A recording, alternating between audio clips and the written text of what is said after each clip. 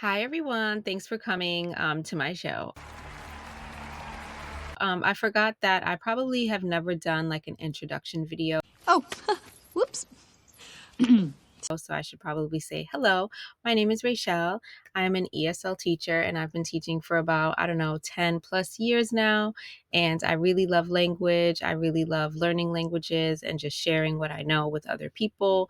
And to me, education is reciprocal and it's like I get as much from you as you give to me. And it's just such a fulfilling thing that I love. So that's my intro. And so I'm really happy that you're here. In this video, we're talking about phrasal verbs, which I know can be frustrating sometimes and discouraging when you're learning a new language with the preposition and the verb. And it's just like it's a lot. But in this video, I'm breaking it down and I pulled out some popular movies and different clips that use these phrasal verbs so that we can see them in real life and in practice naturally used. So let's get started.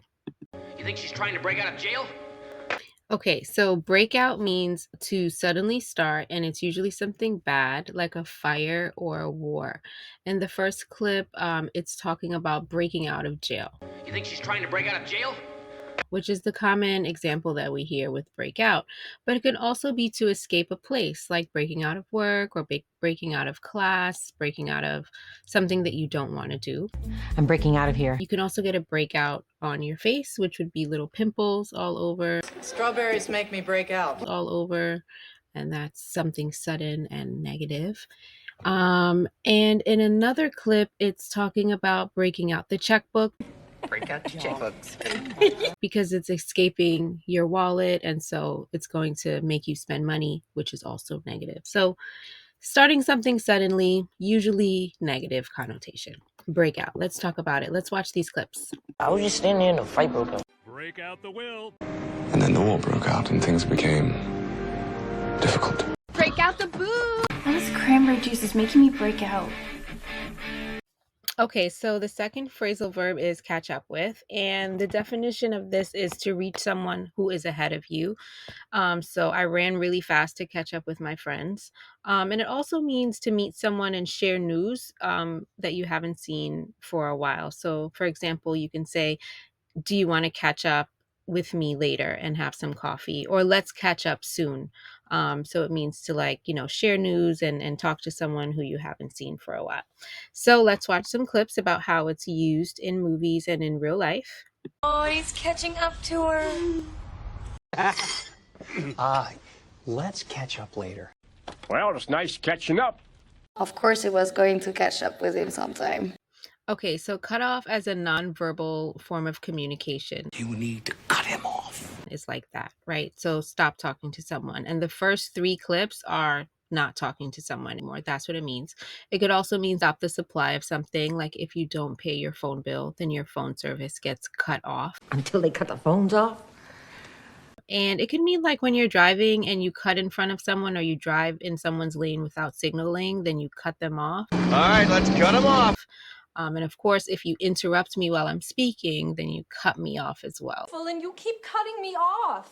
So let's watch some examples and learn how cut off is used in TV and real life. You need to cut him off completely. You cut him off? Dad cut her off and she cut me off. Cutting off our supply chain. Cut him off at the river. Hey, that jerk cut us off. Okay, so drop off. I feel like this one is super clear and very easy because of Uber.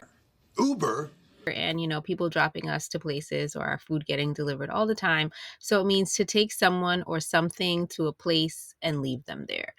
So you can have someone drop you off at the corner of Duncan and Rose Street.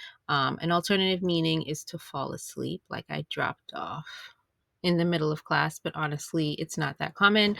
Of course, you can drop off something to the laundry, your clothes. You can drop a package off to the post office, right? So drop off is to deposit something in a different location, right? Let's watch these examples. I go in, he's probably dropped it off in there. Dropped it off. Someone just dropped these off for you? I'm dropping you off. Bookkeeper dropped off these spreadsheets? They've dropped off. Okay, fill in. So fill in means to write information in blanks on a form. And I think we most commonly think of this like filling out a passport form or a job application. So fill in. You can also say fill out. They actually mean the same thing when it's information in a form. The other example is to do someone else's job temporarily. So let's say someone is absent at work, your coworker can't make it, and your boss says, "Hey, can you fill in for Tom tomorrow?" And then you work their shift. And fill in also means if you don't know something, like let's say you were absent from work or absent from class, and your classmate says, "Hey, can I fill you in on what happened?" Or maybe you would ask your classmate, like, "Hey, can you fill me in on what we learned yesterday? Because I was absent." So when you're missing information, you ask someone to fill you in on that. So fill in has about three meanings. Let's watch these clips. Fill in your name. Fill those out, please. All right, fill me in. Somebody want to fill me in? Fill in for me, will you, Nino? Let me do that for you. Let me fill in, please. Give up. Give up is so common because we tell people the negative all the time. Don't give up, right? Give up means to quit and to stop doing something. So it could be positive if you quit a bad habit and you give up, for example, smoking or drinking. So then give up is positive. But like as a positive affirmation, like if you're struggling, we tell people all the time, don't give up. You can do it. Hang in there, right? So don't give up. Keep practicing. Or he gave up smoking last year. So let's watch these clips. You don't give up, do you? You giving up on me? Because of him, I gave up ballet. Don't give up your dream. Okay, the next phrasal verb we have here is go ahead with. What's it? Go ahead with the meeting? What? And it means to start or continue with something after getting permission.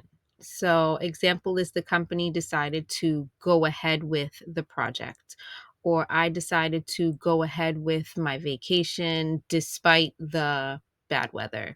So, continue with something after you've already planned it or kind of, started making arrangements for it. Go ahead with. Or else they will go ahead with Plan B. Go ahead, go ahead. I'll tell you what, why don't you just go ahead and show us? You guys just go ahead with what you're doing. We're just gonna.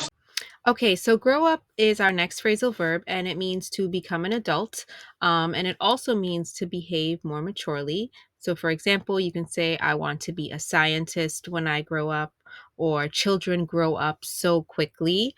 And it could also be like, it's time you grew up and took responsibility. That one means to behave more maturely. It's time you started acting like an adult and grow up and get a job, right? So, grow up, let's watch some clips. You need to grow up, Buster. He's growing up and he won't need me. Kids need to grow up. I'm growing up, Dad. Okay, so we're talking about handout here as a phrasal verb and also handout as a noun. So first, let's talk about handout as a phrasal verb. It means to give something to a person in a group. So for example, the teacher handed out the exams, right? That's handed out, right? That's a phrasal verb. And then as a noun, it is a thing. And it means something that is given to people for free, such as papers, money, or food. Example would be the teacher gave a handout with notes for the lesson. So now the teacher is giving you a thing. Or if you are really hungry or something and you ask your friend for some money and your friend says, I don't give handouts, or, I don't give things out for free. So then it's a noun or a thing. But in both cases, it's something that someone's giving to you and it's usually free, whether it's a noun or a phrasal verb. Let's check out some clips from some movies and videos. I can hand these out for you guys. Molly, hand these out, please. I'm not asking for a handout, I'm asking for a loan. I don't want them thinking I need a handout. Okay, next phrasal verb is hang up. And I also feel like this is one of the easier ones, like drop off. So it means to end a call, right? You don't want to talk to anyone and you hang up the phone on them. So basically I hung up the phone on him after screaming for 2 minutes, right? So hang up, end a call. The other example is to put clothes on a hook. So after you take off your scarf, you hang up your scarf on a hanger or, on a hook or something. So to put clothes on a hanger or a hook, right? Please hang up your coat when you come in, is the example sentence. So hang up, end a call, and put your clothes on a hanger or a hook. Let's watch some examples. You just gonna hang up on her? No, you hang up. And if you feel comfortable, hang up your coat. Okay, tear up. So the videos are going to go over 4 different definitions of tear up. So the first one is to begin to cry. I might actually tear up. So that she teared up during the sad movie, right? So actually start crying. The second definition is to rip paper into pieces. Tear the check up if you want. So he tore up the check because he didn't want to use it. So to rip paper into pieces. The next definition is encouragement. Tear it up, baby bro. Tear it up. Like, tear it up, girl. You can do it. You've got this. Tear it up. Break the house down. That's an idiom, but it's encouragement, the third one. And the last definition for tear up is let's tear up this place, which means to destroy it Tear this place up. and, mess everything up until we find what we need. So tear up. There we go. And let's watch some examples. I'm tearing up. Might as well tear it up. Oh, it's tearing me up inside. Let's go tear some shit up. All right, so the last phrasal verb we're going to talk about is tear down, and I put it right next to tear up so we can compare the two. So tear down means to destroy or demolish a building. For example, they plan to tear down the old church next week. It could also mean to criticize someone really harshly, or to say negative things. For example, they keep tearing me down at work. I hate it here. So tear down, both negative, either destroying a building or a person with your negative words. Let's watch these clips and finish up our examples. In 5 minutes, I'll tear that whole goddamn building down. We're gonna tear down their wall. They're not tearing each other down. They always find some new chump to tear me down. All right, and that concludes this video on 12 new phrasal verbs. I hope that watching the clips from movies and TV shows made the phrasal verbs a little bit more easier for you and you feel comfortable using them. If you like this video, please leave a comment down below and let me know, do you want me to make more videos like this with more phrasal verbs? Maybe I should do idioms. Give me some suggestions. And of course, subscribe. If you're not subscribed to my channel, like this video, share it with a friend who's struggling with idioms and phrasal verbs and things like that, or is on this language learning journey with you.